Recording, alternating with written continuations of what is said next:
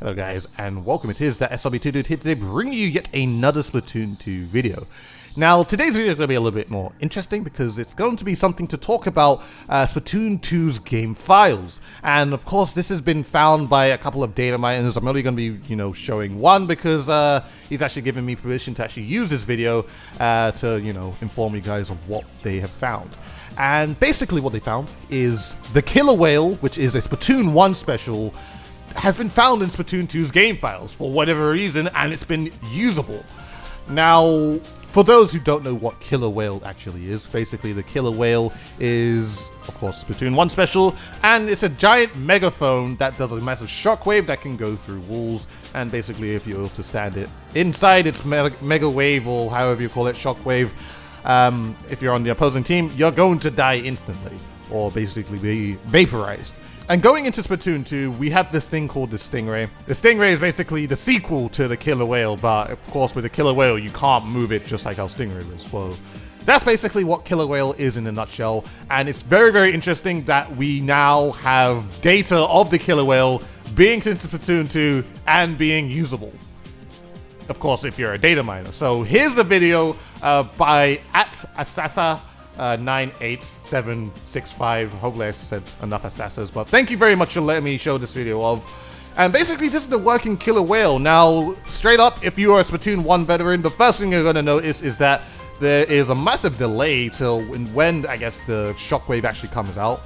And in general, the shockwave is huge. Compared to one in Splatoon 1, it is a much larger shockwave.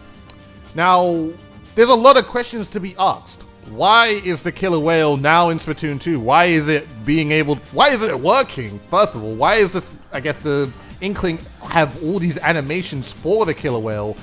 And for whatever reason, why have the developers just decided just to put it in coming into version 4.7? Why would they put the data in?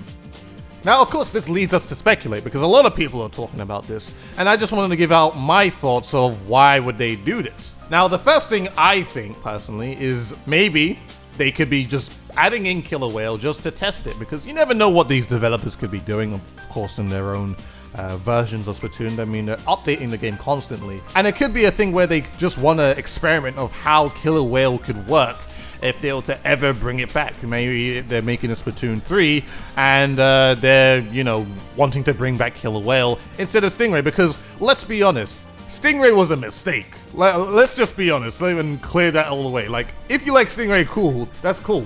But for competitive and just having fun with the game in general, Stingray was a mistake.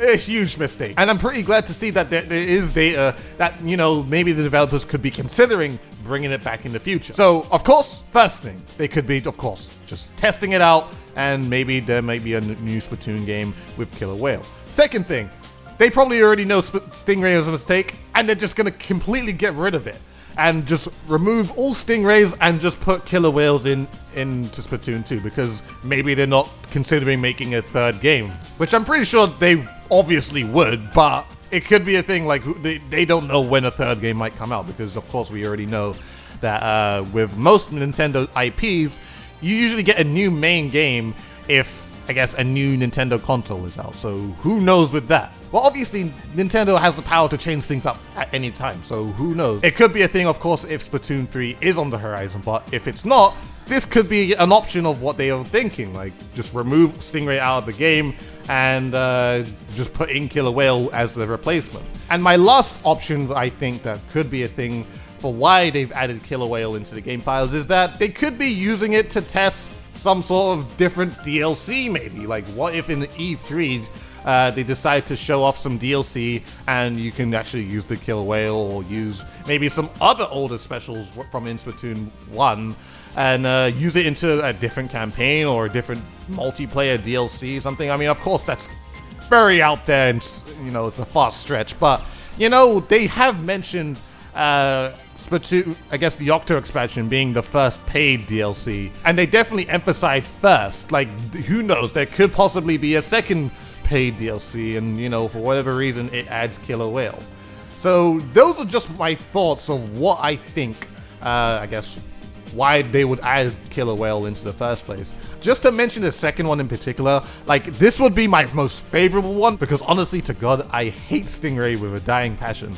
And why I feel like this probably won't be a thing, mainly because why would they advertise, I guess, Stingray and all this type of stuff for it, and then, you know, somebody coming into the game just like, all right, I'm ready to use Stingray, and it's not even in the game. Like, it wouldn't really make sense for Nintendo, or I guess the developers of Splatoon, just to remove something that's been in the game for such a long time, and then just completely just remove it. Like, it just wouldn't really make sense. And in my opinion, it'll probably be a better move just to save it for the next game, even though I would love to have Killer Wail now and just have Stingray removed.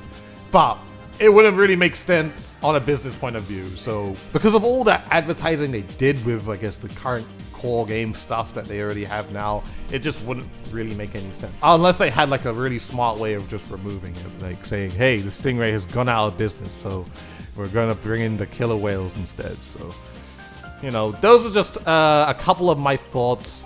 There have been some reports that there have been some different types of stuff within the data mines, but personally, I wouldn't really want to have to, I guess, mention it, because that's basically stuff that hasn't even really been released into the games. But, of course, Killer Wail, I mean, I'll just say it because, you know, we already know what Killer Wail is, so might as well just, you know, make a video about it and, you know, let you guys know about this information we found.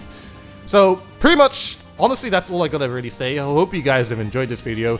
Thank you very much, ThatSrb2DUDE for the video, having, I guess, the showcase of the Killer Wail being usable in Splatoon 2. Really appreciate the video. His Twitter is in the description, so if you want to, you know, keep up to date and find, I guess, a couple of interesting things about what's in Splatoon 2's game files, then, you know, I'll definitely suggest go look at his Twitter. Link in the description below.